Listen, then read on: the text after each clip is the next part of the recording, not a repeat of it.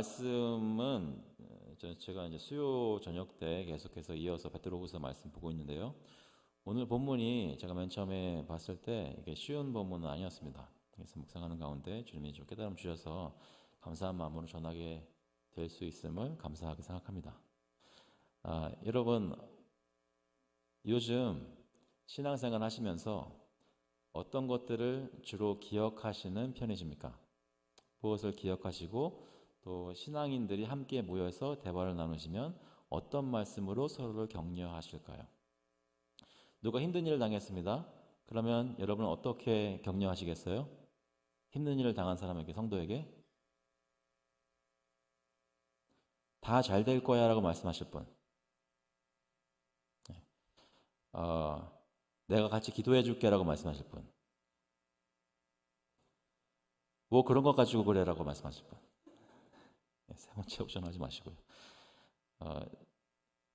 어떤 위기 상황을 만났을 때 저희가 그에게 말하는 것, 또 어떤 급박한 상황이 일어났을 때 내가 하나님께 기도하는 것, 또는 매일매일 또는 매주 만나는 사람끼리 입버릇처럼 얘기하는 것, 그런 것들을 살펴보면 저희 마음속에 무엇이, 저희 가지고 있는 신앙 속에 무엇이 중요한 것인지가 드러나게 되어 있습니다. 여러분 믿는 그 도리에 대해서 무엇을 중요하게 여기고 서로와 함께 나누십니까? 오늘 말씀 보시면 베드로후서 1장 12절에 보시면 그러므로 너희가 이것을 알고 이미 있는 진리에 서 있으나 말씀하시면서 1장 1절부터 11절까지 얘기했던 것을 리마인드를 하죠. 그래서 다시 한번 1장 1절을 보시면 예수 그리스도의 종이며 사도인 시몬 베드로는 우리 하나님과 구주 예수 그리스도의 의를 힘입어, 무엇을 힘입어서요? 예수 그리스도의 의를 힘입어 동일하게 보배로운 믿음을 우리와 함께 받은 자들에게 편지하노니. 다시 말해 저희가 가지고 있는 신앙은, 믿음은 어떻게 가지게 된 것이에요? 하나님께서 우리에게 주신 것입니다.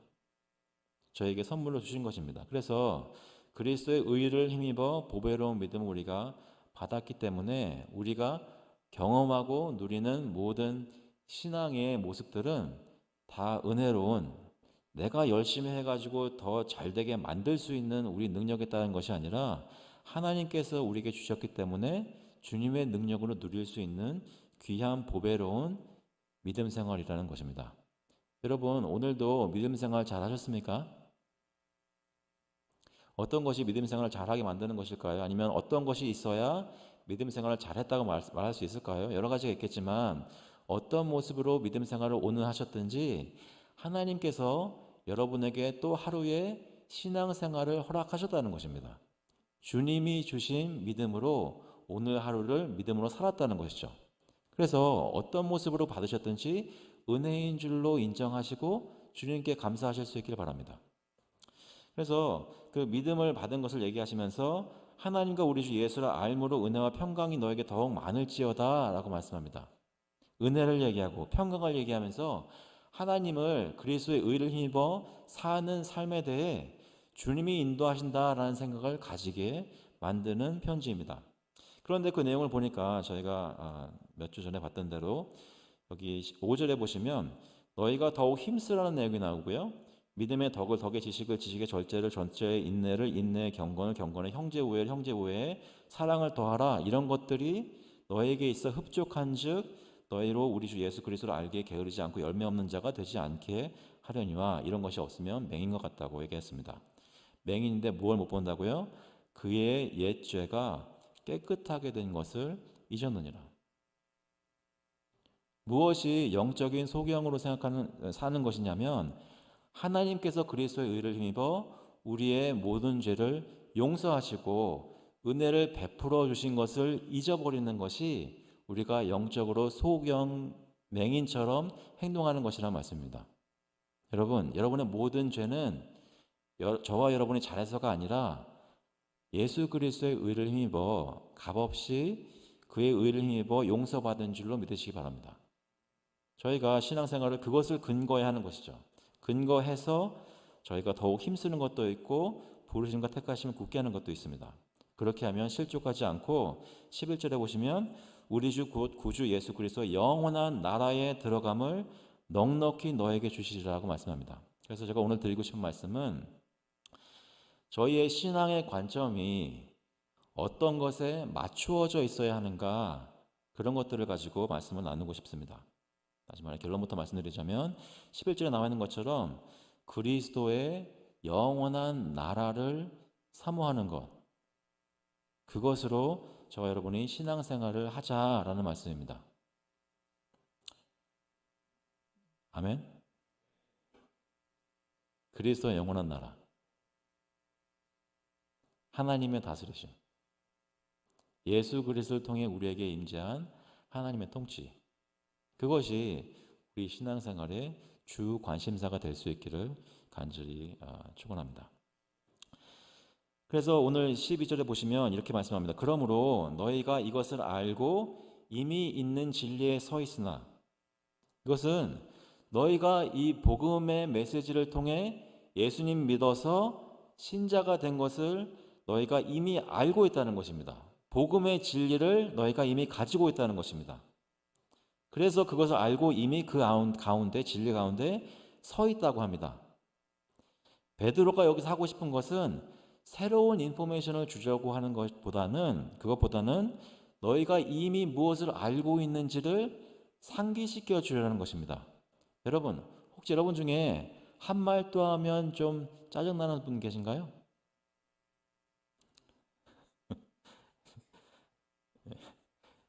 그 사람을 사랑하느냐 안 사랑하느냐에 달렸겠죠. 사랑하는 사람이 한 얘기 또 하면 더 듣고 싶고, 사랑이 좀 식어들면 왜 자꾸 또 한 얘기 또 하나 그러겠죠. 설교도 마찬가지인 것 같아요. 설교하는 사람이 마음에 드시면 더 듣고 싶고,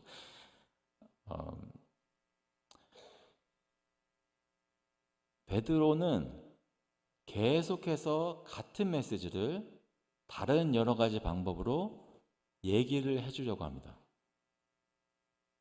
어떤 사람이 다른 사람들을 정말로 아낀다면, 그리고 지금 내가 이 세상에서 살 날이 얼마 남지 않은 것을 느낀다면 진짜로 중요한 말을 그에게 할 텐데 어떤 말들을 하겠습니까? 베드로는 어떤 말들을 할까요? 너희가 이것을 알고 이미 있는 진리에 서 있으나 내가 항상 너에게 생각나게 하려 하노라. 내가 23절에 내가 이 장막에 있을 동안에 너희를 일깨워 생각나게 함이 옳은 줄로 여기노니, 이런 것들을 얘기하는 것이 맞다는 것입니다. 이런 것들을 반대로 뭐예요? 이런 것들을 얘기 안 하면 틀리다는 것입니다. 이해되시죠?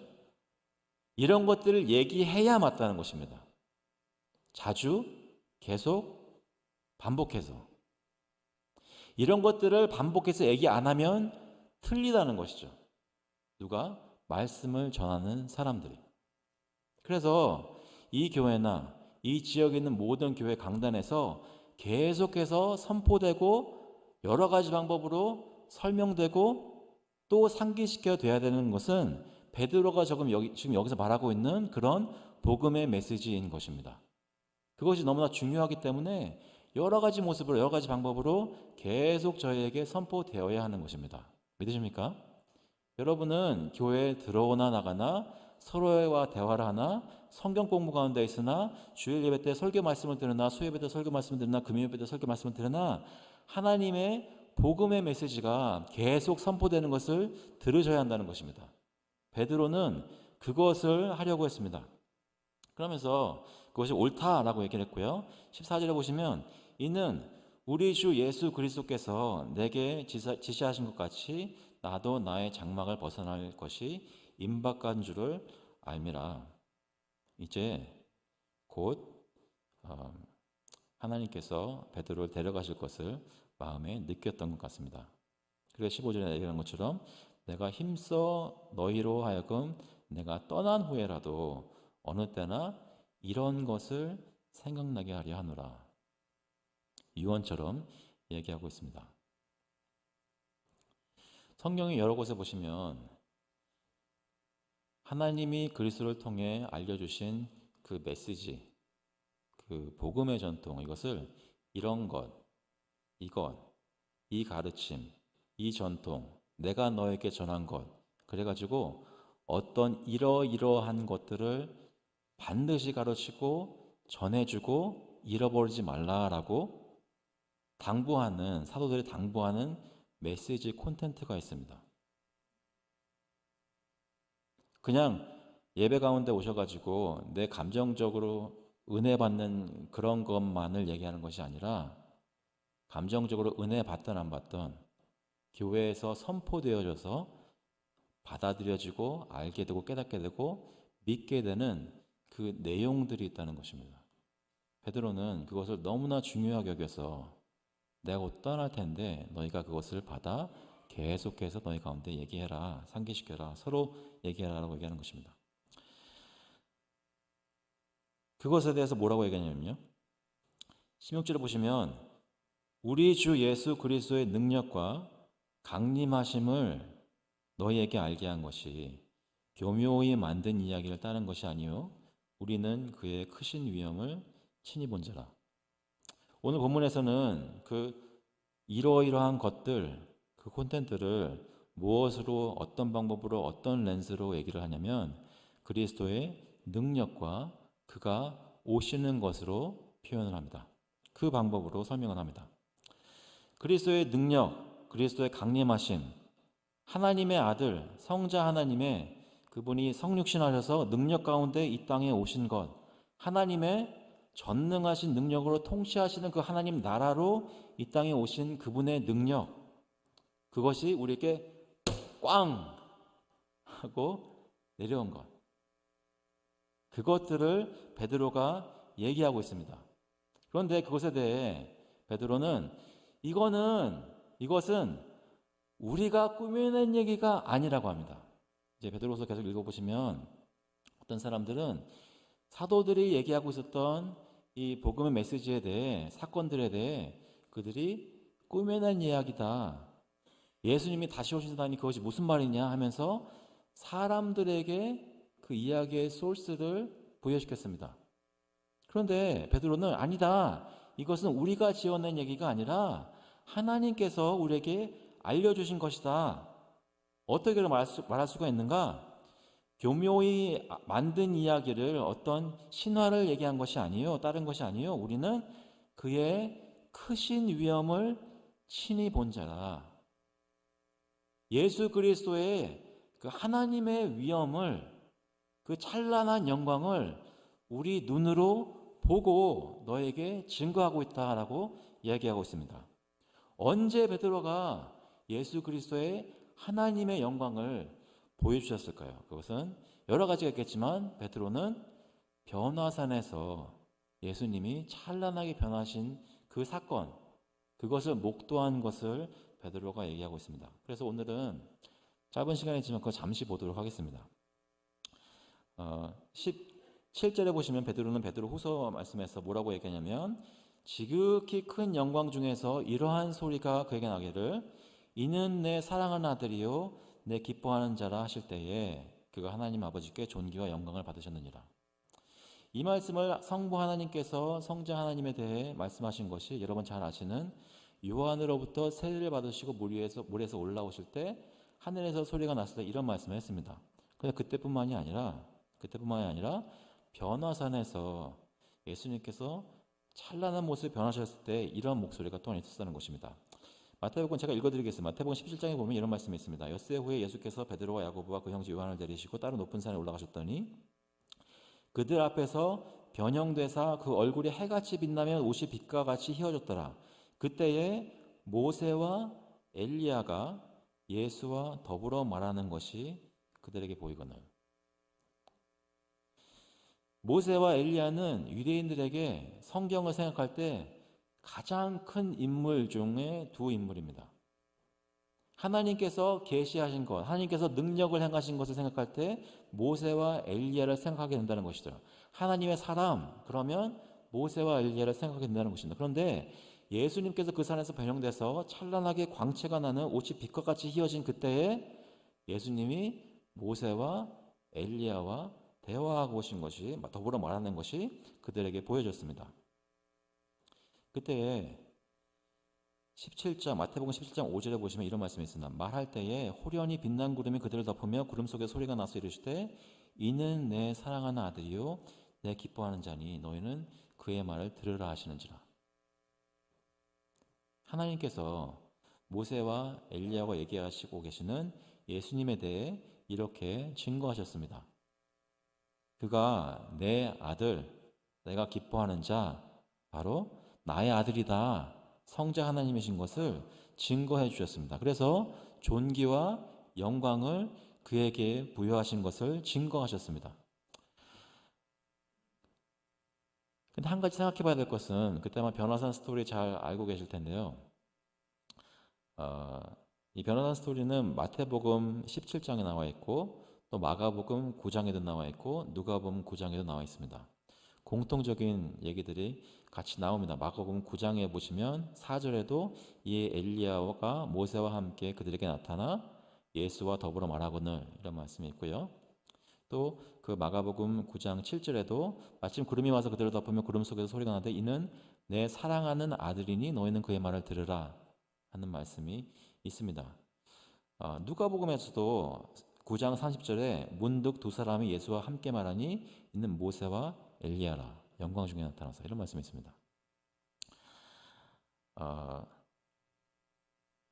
단순히 예수님이 성육신 하셔서 이 땅 가운데 연약한 몸을 입고 걸어 다니셨다는 것, 그것을 경험받은 제자들이 어느 날 산에 올라갔더니 잠깐이지만 예수님의 본질적인 신적인 그 영광이 광채로 희게 드러나게 되었다라는 것에 변화산 사건의 핵심 메시지가 있지는 않습니다.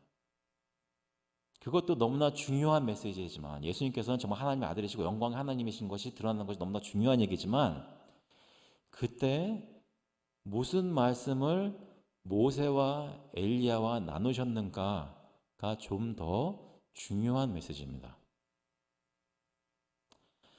그것이 무엇이었는가라는 것에 대한 힌트를 마태복음, 마가복음, 누가복음 말씀 그 사건 기록된 곳에서 힌트를 얻을 수 있는데요.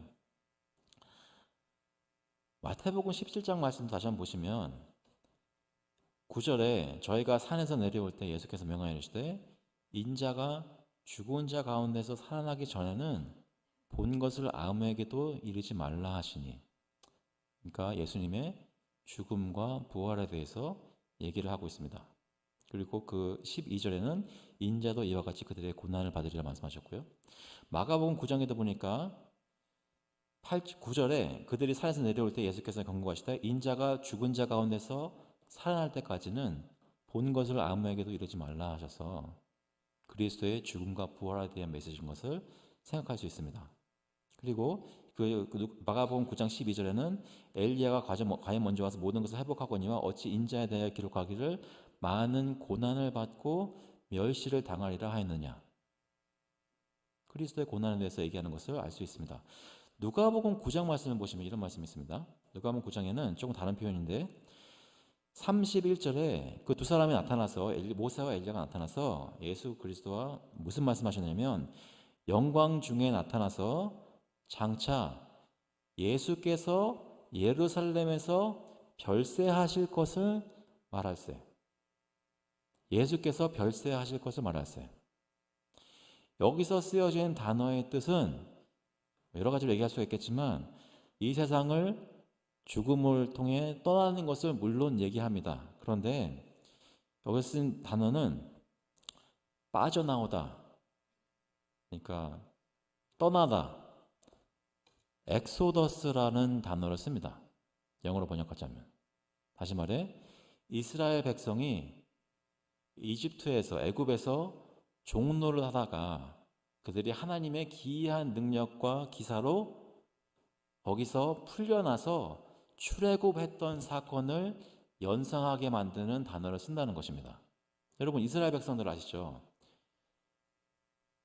이 애굽에서 종노릇 하였다가 400년 동안 종노릇 하였다가 하나님께서 모세를 보내셔서 그를 통해 기이한 일을 행하게 하심으로 바로의 장자를 결국 치고 이스라엘 백성들의 장자는 그 문설주에 바른 피를 붓고 천사가 넘어가서 구원받고 그들이 출애굽하여서 홍해를 지나 광야로 가게 되는 그 메시지를 출애굽 사건이 얘기하고 있습니다.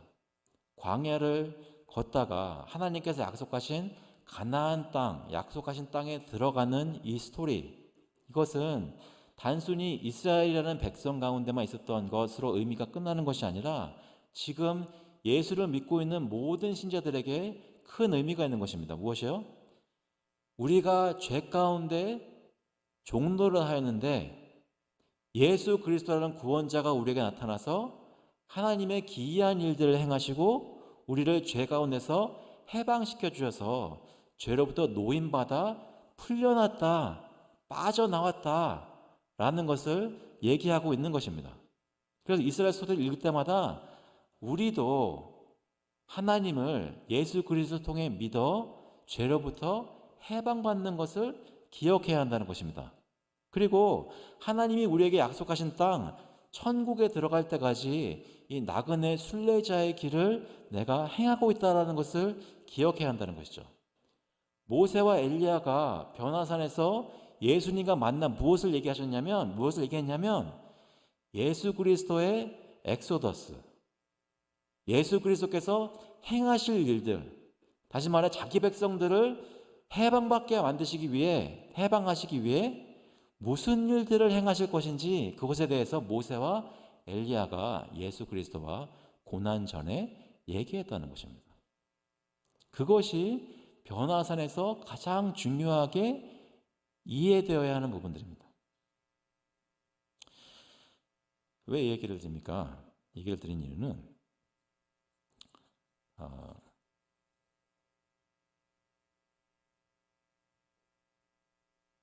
베드로가 내가 죽기 전에 너에게 꼭 상기시키고 되풀이해서 얘기하고 너희들이 내가 떠난 다음에도 마음속에 늘 소중히 가지고 있어서 너희들이 모일 때마다 기억해야 되는 그 콘텐츠가 무엇인지를 얘기할 때 베드로는 변화산 사건을 얘기하며 그 가운데 계시받았던 알게 되었던 예수 그리스도의 죽음과 부활에 대해 그 사건들을 말미암아 우리의 죄가 용서받은 것에 대해 베드로는 이 편지를 받는 사람들에게 상기시키고 싶었던 것입니다.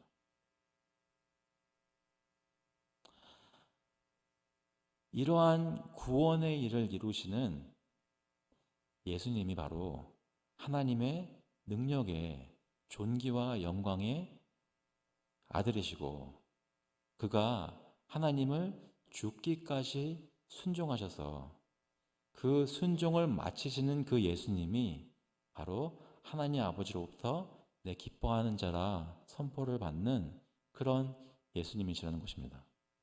빌립보서 2장 말씀에 보면 이런 말씀이 있습니다. 6절에 그는 근본 하나님의 본체시나 하나님과 동등됨을 취할 것으로 여기지 아니하시고 오히려 자기를 비워 종의 형체를 가지셔서 사람들 같이 되셨고 사람의 모양으로 나타나서 자기를 낮추시고 죽기까지 복종하셨으니 곧 십자가에 죽으심이라.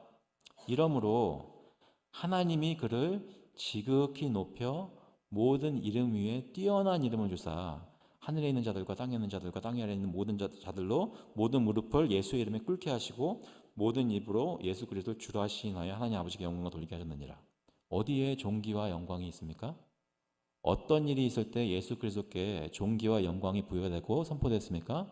그가 자기를 죽기까지 십자가에 달려 죽을 때까지 순종하였을 때, 다시 말해 자기 백성을 구원하시기 위해 십자가에 달리심까지 자기를 낮추셨을 때, 그때 바로 하나님의 존귀와 영광이 예수 그리스도께 나타나 그를 높이 올리시고 높은 자리에 앉히셨다는 것입니다. 여러분 믿으십니까? 그것이 바로 변화산의 메시지였고 그것이 바로 베드로가 오늘 본문에서 얘기하고 있는 내용입니다. 변화산 스토리 다시 한번 가시면 이런 말씀이 있습니다. 그 마가복음 9장 9절에 보시면 그들이 산에서 내려올 때 예수께서 경고하시되 인자가 죽은 자 가운데서 살아날 때까지는 본 것을 아무에게도 이르지 말라 하시니. 변화한 스토리가 그 사건이 있었을 때는 제자들은 잘 이해도 못했고 그것을 선포할 수도 없었습니다. 그런데 예수님께서 정말로 십자가에서 죽으시고 부활하시고 승천하신 후 약속하신 성령을 그들에게 부어주셨을 때 성령의 능력으로 모든 것을 깨닫게 된 사도들이 그때 나가서 선포한 메시지는 바로 다른 메시지가 아니라 예수 그리스도께서 죽으셨고 그가 부활하셨고 그의 평강의 왕으로 오신 분이 우리가 그분을 믿기만 하면 우리의 모든 죄를 용서해 주시고 우리를 하나님의 백성 만들어 주셔서 우리가 약속의 땅에 들어갈 때까지 지켜주신다라는 메시지를 선포하게 되었던 것입니다. 베드로가 그러한 위치에서 지금 그 시대에서 그 시간에서 이 메시지를 쓰고 있는 것입니다. 저는 아직 여기가 잘 익숙치가 않아요. 프라미스 채플이 굉장히 멋있는데 여러분과 교감하기에는 너무나 가깝지만 먼 당신들이십니다. 그래서 제가 좀 아쉬운 것은 여러분의 얼굴 표정에 지금 어떤 생각들이 떠오르는지 너무 궁금해요. 솔직히 잘 안 보여요. 근데 여러분이 매일매일 신앙생활 하면서 어떤 능력과 위로를 구하신다면 다른 데서 구하시면 틀린 것입니다. 베드로는 이것이 옳다 그랬습니다. 말씀을 전할 때 어떤 도덕적인 메시지나 너희가 잘하면 될 것이라는 메시지나 잘해야지라는 메시지가 아니라 그랬습니다. 너희는 은혜를 받았고 그 은혜는 예수 그리스도라는 분으로 오셔서 십자가에 그분이 달려 죽으심으로 그분이 부활하심으로 승천하심으로 성령이 오심으로 너에게 이루어졌다고 했습니다. 그것이 맞다 그랬습니다. 그것이 우리가 서로에게 만날 때마다 얘기해야 되는 콘텐츠란 말입니다. 여러분은 그런 것 가지고 서로를 위로하고 계십니까? 아니면 단순히 내가 오늘 성경 말씀을 읽었더니 하나님과 나와 함께 해주신대 라는 메시지가 나를 따뜻하게 해서 그것만 나누십니까? 그것도 너무나 소중한 메시지지만 그것을 가능케 하는 것은 예수님이 나를 위해 죽으시고 그가 부활하셔서 지금도 살아계시는 것이 그가 보내신 성령이 내 가운데 증거하심으로 내가 하나님께서 나와 함께 동행하시는 것을 알게 하는구나 깨달을 때 진정한 위로가 되는 것이지 예수 그리스도의 죽음과 부활을 잊어버리고 살면서 그냥 나의 마음을 위로할 것을 찾고 다닌다면 그것은 좋은 상담사 찾는 사람들과 별반 다르지 않다는 것입니다. 하지만 우리가 가진 메시지는 세상이 카운슬러들이 줄 수 있는 그 어떤 따뜻한 위로보다 비교가 안 되는 영광의 존귀와 능력의 말씀이 복음으로 왔는데 그거를 안 전하면, 그거를 얘기를 안 하면, 그걸로 기뻐하지 않으면 뭘 가지고 신앙생활을 하겠냐는 말씀이죠. 되십니까? 그래서 여기 이렇게 얘기합니다. 베드로는 이렇게 얘기합니다. 19절에 보시면 오늘 읽었던 베드로후서 1장 19절에 보시면 또 우리에게는 더 확실한 예언이 있어 어두운 데를 비추는 등불과 같으니 여기서 더 확실한 예언이 무엇이냐? 신학자들마다 조금씩 의견이 다르긴 하지만 구약의 말씀이 베드로가 변화산에서 경험했던 것보다 쓰여진 말씀이기 때문에 더 확실하다라는 것을 얘기한다고 얘기하시는 신학자들이 있고 또 어떤 분들은 다르게 그 베드로가 경험한 것을 통해 그동안 구약에서 말씀했던 모든 예언이 더 확실하게 되었다라고 컨펌되었다라고 생각하시는 분들도 있습니다. 네, 저는 좀 어떻게 생각하게 되냐면 다 인정하고요. 근데 지금 베드로가 이 말씀을 전할 때는 구약에서 선포되었던 것이 변화산에서 베드로가 영광 가운데 찬란한 가운데 엘리야와 모세가 예수님과 나눴던 그것을 들었던 그것이 지금 이 편지를 쓰고 있는 베드로에게는 단순히 앞으로 장차 있을 것에 대해서 얘기하는 것이 아니라 베드로가 부활하신 예수님을 진짜로 만났기 때문에 그에게는 이 메시지가 더 이상 장차 있을 얘기, 믿음으로만 붙잡을 얘기가 아니라 확실하게 알게 된 메시지라는 생각이 들었습니다. 다시 말해, 베드로가 이것을 쓰고 있을 때보다 더 확실한 계시를 이 신약 성경의 완성됨으로 인해서 가지게 된 우리는 베드로보다 더 확실히 그리스도의 죽음과 부활을 붙잡고 그것에 근거해서 담대히 선포하며 살아야 한다는 것입니다. 저와 여러분은 확실한 예언, 성취된 예언, 성취되어 가고 있는 예언, 그리스도께서 다시 오실 것이라는 것에 그 누구보다도 확실한 소망을 가지고 기쁨으로 살 수 있는 그러한 예언들을 가지고, 말씀을 가지고 사시는 분들이십니다. 믿으십니까? 여러분이 가진 소망은 그 어떤 신약의 사람들보다 더 확실한 가운데 있다는 것입니다. 이것이 바로 어두운 데를 비추는 등불과 같은 것이라고 합니다.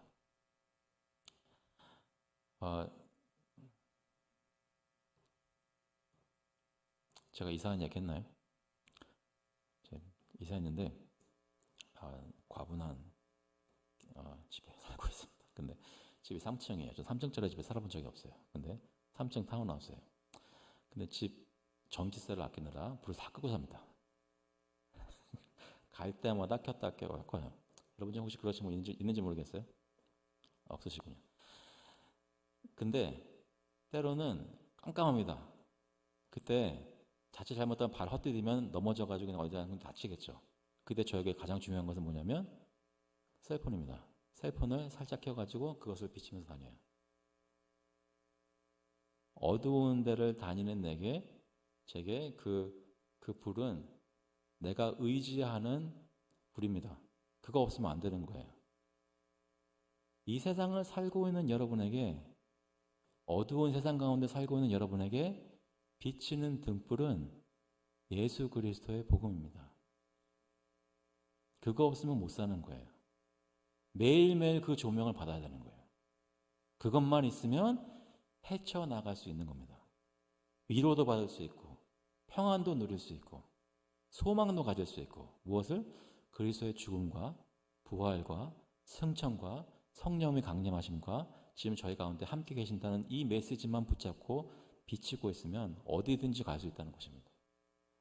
사랑하는 성도 여러분, 그것이 성경이 가르치는 것이고 그것이 저와 여러분이 붙잡아야 할 것입니다. 그래서 20절에 먼저 알 것은 성경의 모든 예언은 사사로이 풀 것이 아니니, 그냥 내가 혼자 묵상하다가 내 생각에 내 마음에 따뜻한 것, 그것이 하나님이 주는 메시지가 아닐 수도 있습니다.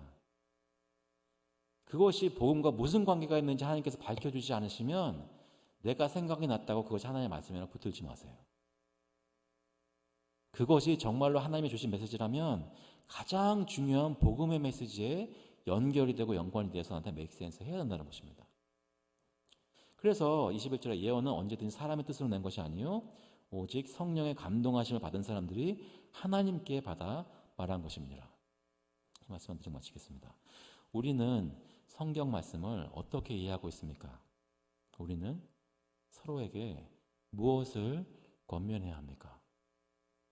오늘 무엇을 붙잡고 하루의 신앙생활을 견뎌내시고 승리하셨습니까?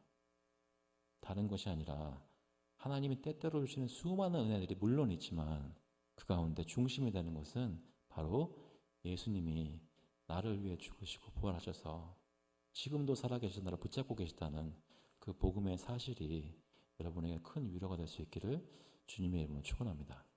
같이 한번 기도하시겠습니다.